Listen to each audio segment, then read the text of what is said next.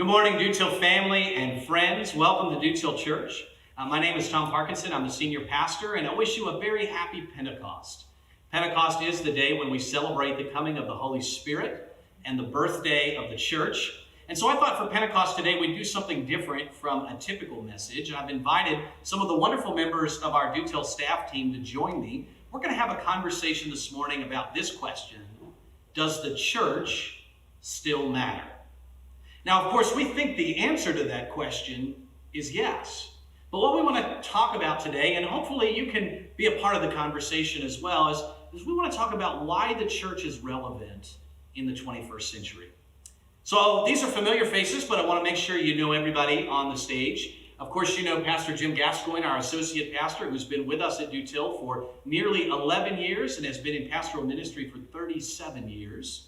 Next to him is Jenny Monahan, our Director of Communications. Jenny is a lifelong Roman Catholic and so brings that perspective. She's also a closet theologian. I recently learned that Jenny has a minor in theology.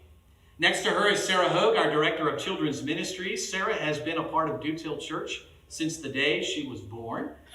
And Bud Fickley, our Director of Student Ministries. Bud's been involved in student ministry for about a dozen years now.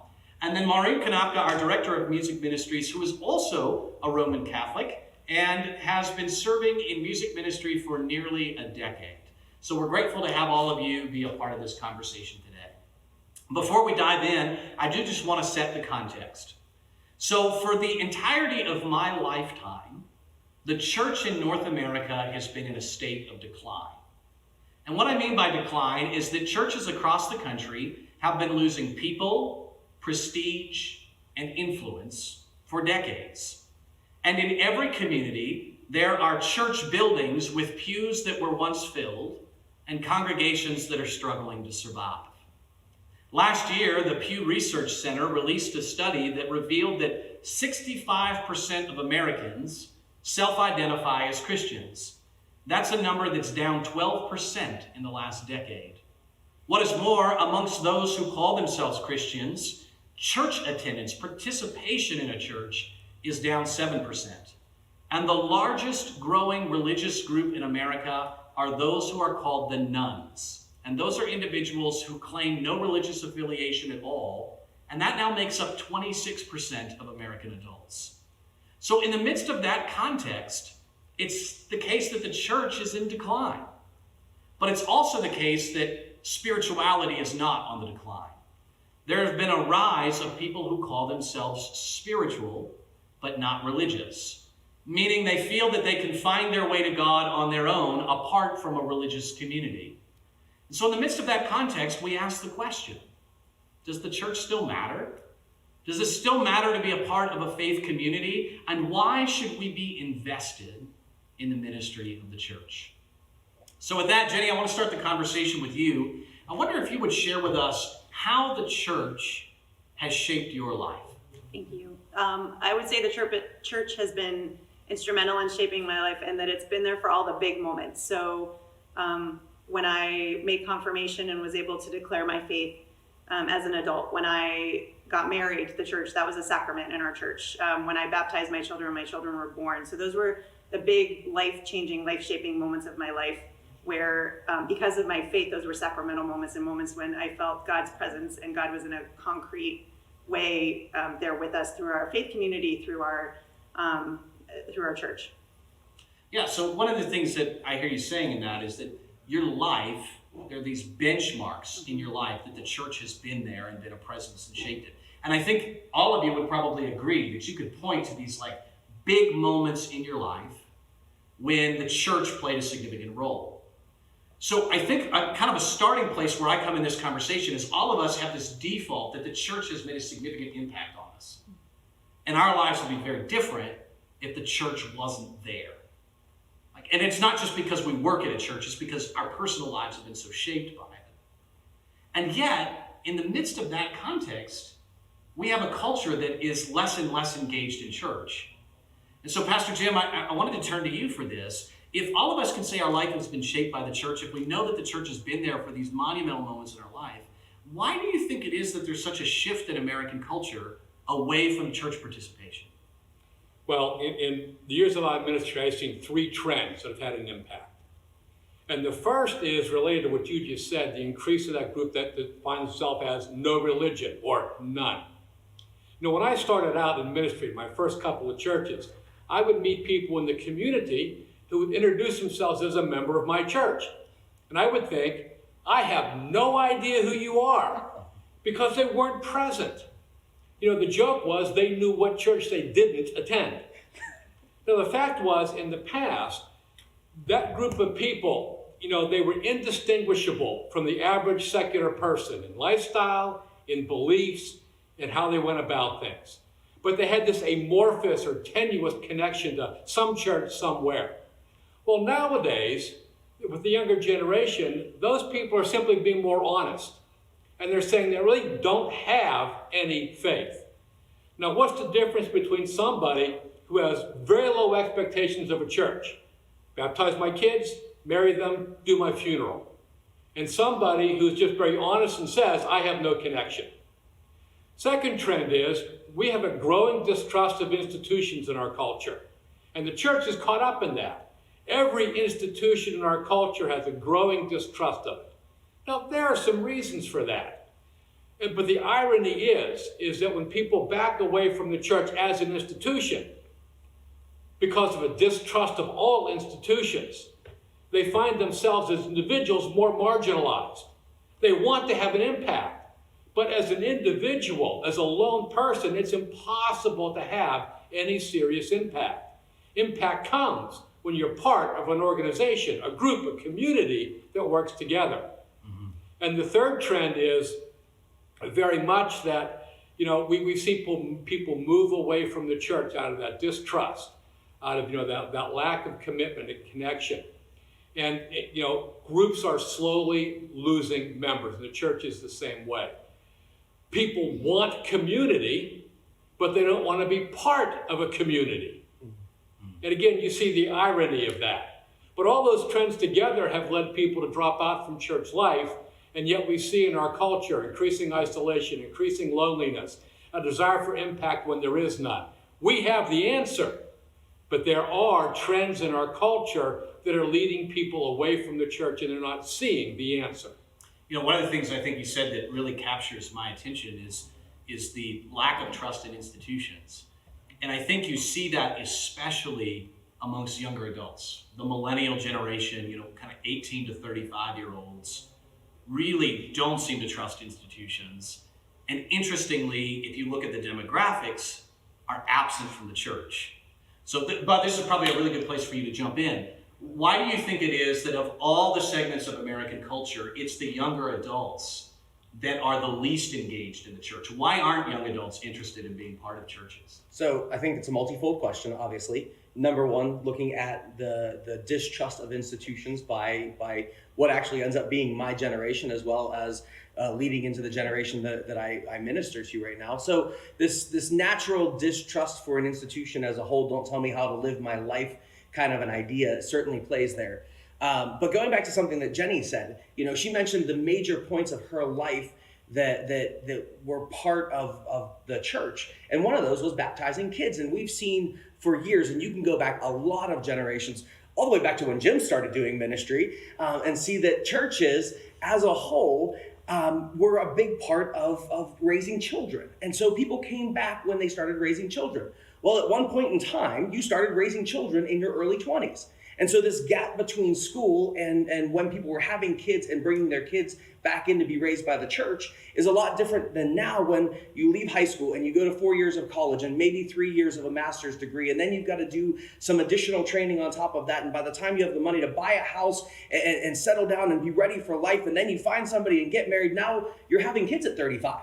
And so it's no surprise that you have these people missing until they're having kids. So that's part of the gap. But then I think one of the other things that's happened in the church, and this is where the church really comes to blame for it, is we got into a place where student ministry became its own little ministry. And I think that when student ministry becomes its own ministry, you lose that connectedness that people feel. And so when kids hit 18 and they're no longer in high school and no longer in student ministry, now they don't know how to be a part of the church as a whole. And I think one of the things that Do Till does really well to help empower our students is, you know, if you look around on a Sunday morning, our students aren't over in the student room doing their own student worship service. They're here in church with their parents, worshiping as a family, because it's important that our kids learn how to be a part of Do Till Church. And when we design our student ministry here, our hope and our goal is that we don't overlap with too many programs in the church, so that students have the opportunity to get involved and be involved with the life of a church as a whole, and then also have the program that's designed for them as another way for them to connect with God. You know, it's interesting that you talk about if student ministry gets disconnected from the rest of the life of the church, that it creates a platform where people kind of fall off. You know, I graduate from high school and I just don't feel that connected. You've got to connect the generations. Right, got to connect the generations. Interestingly, Sarah, in your ministry, you've started to connect confirmands with other generations, right? You know, we've got this mentoring program going because we feel like relationships across generations are really what matters. Sarah, I wonder in your personal experience, because you've walked with the church from the time that you were a child through your young adult years, and now you're a mom. Right. And so you've kind of lived this personally. I wonder if you could talk about how has the role of Do Till Church evolved in your life over the course of your years? So I would say that Do Till Church was always my family.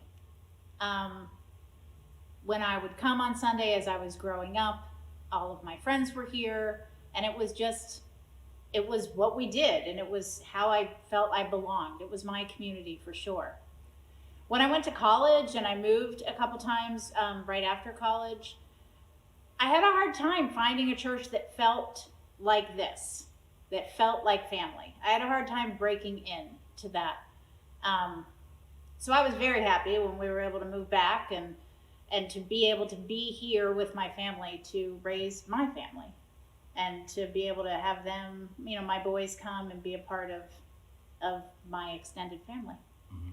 And would you say that it's generally true that when we see new families coming to our church, that there's a stronger desire among parents to get connected to the church for the sake of their kids than for younger adults to get connected to the church just for the sake of themselves? I would agree with that for sure. I think that myself as a young adult felt like I had a fairly solid faith. And if I wasn't at a church every week and I wasn't in that connected family, I still felt like my relationship with God was okay. But once you have kids, you need them to experience that life that you experienced when you were growing up. Yeah, and I think that actually makes me realize that, you know, just because somebody falls away from the church in their young adult years doesn't mean that they've fallen away from the faith.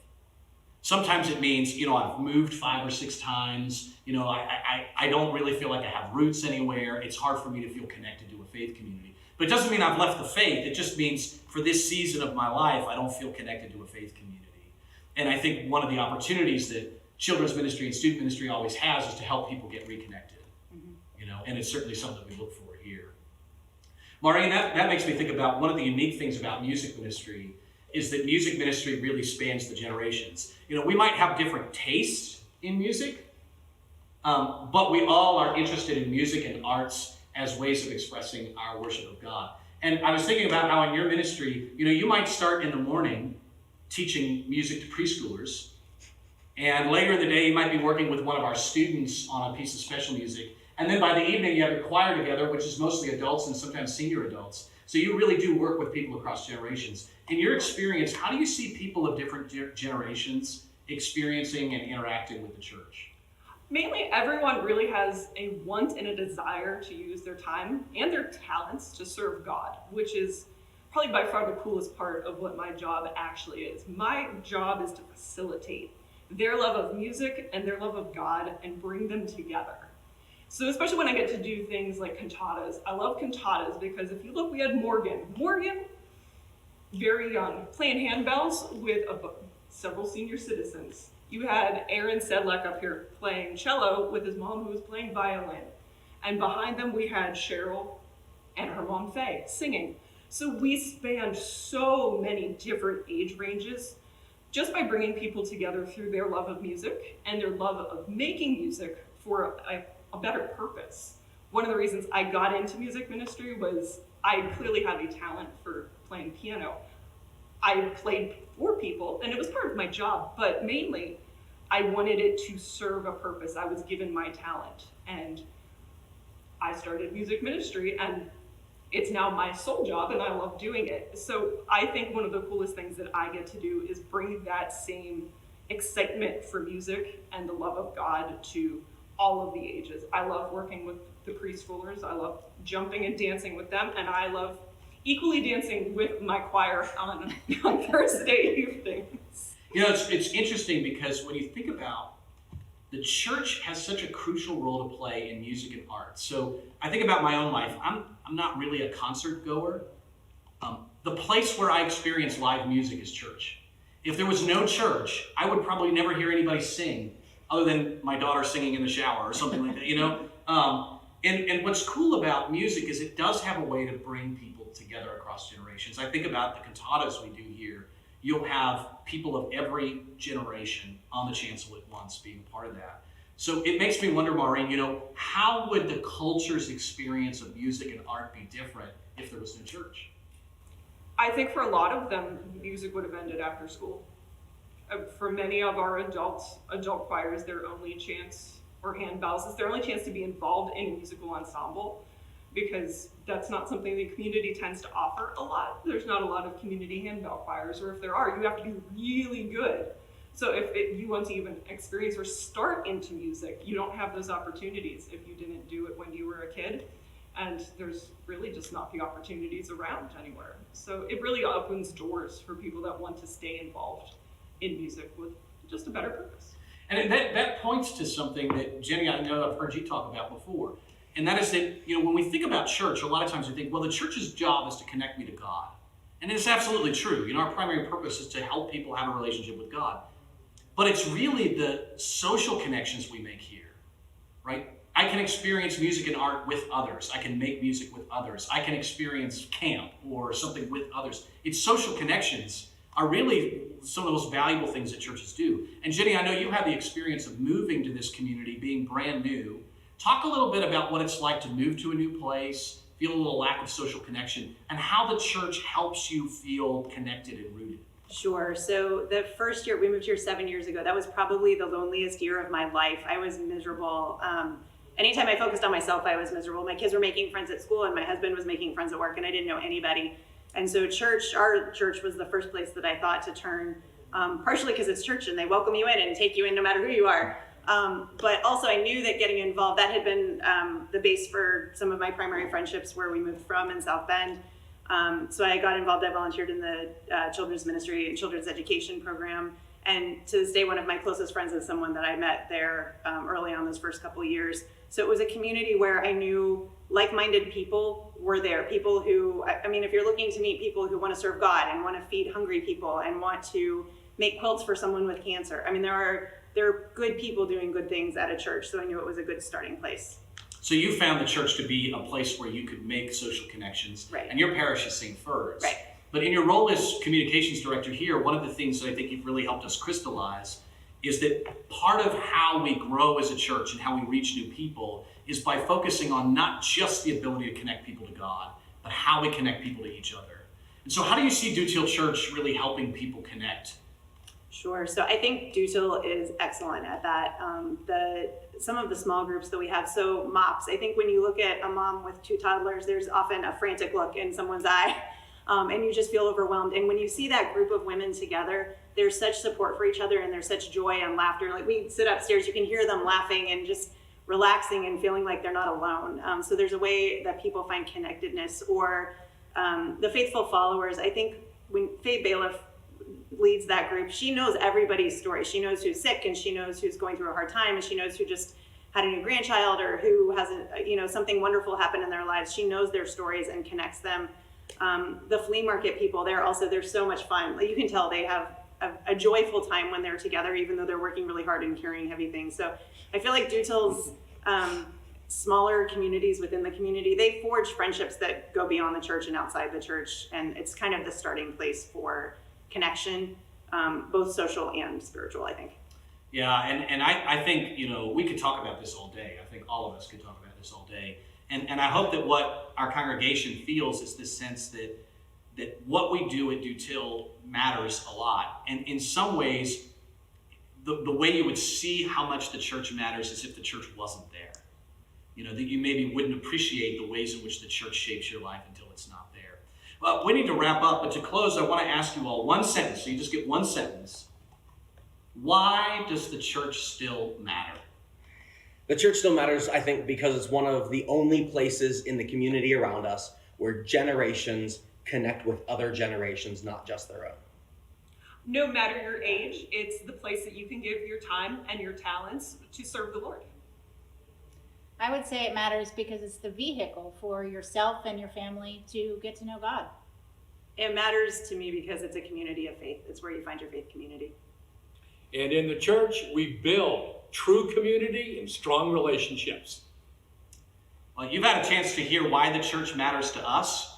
We'd love to know why the church matters to you, so I want to encourage you. Either in the chat, you can maybe give us a sentence or two now about why the church matters to you, or if you want to go on social media, just use the hashtag #DoTillChurch and just tell us, why does the church matter to you? We'd love to hear your responses, and if we get those responses, we'd love to collect them so that we can hear together why the church still matters in our lives. We're so grateful to have this chance to have the conversation together and to continue in our time of worship.